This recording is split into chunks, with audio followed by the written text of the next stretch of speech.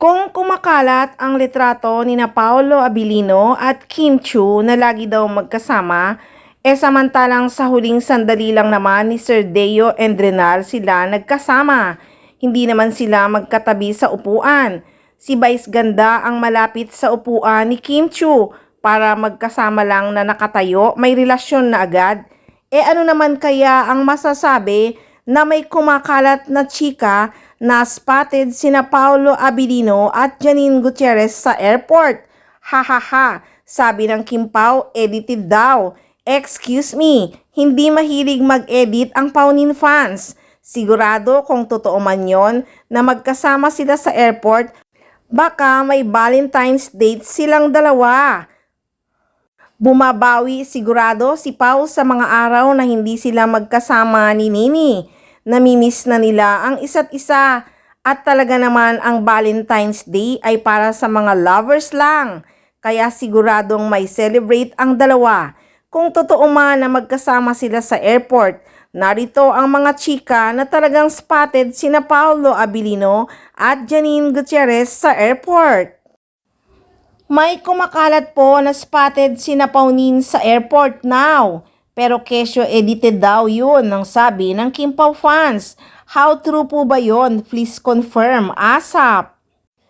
Sagot naman ng isang fans, hindi edited yun guys, sila pa rin talaga. Wait lang po tayo sa tamang oras.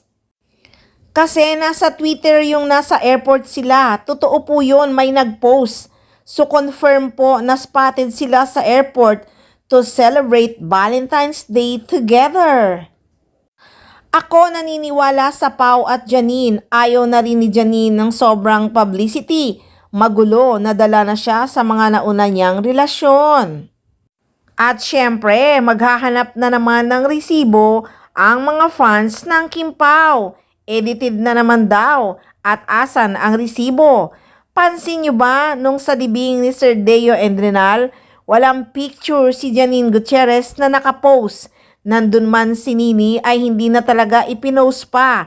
Samantala ang Kim Pao, binalandra ang litrato na magkasamang nakatayo.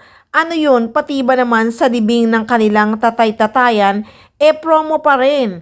Hay, sa bagay, favorite talaga silang dalawa ni Sir Deo Endrenal.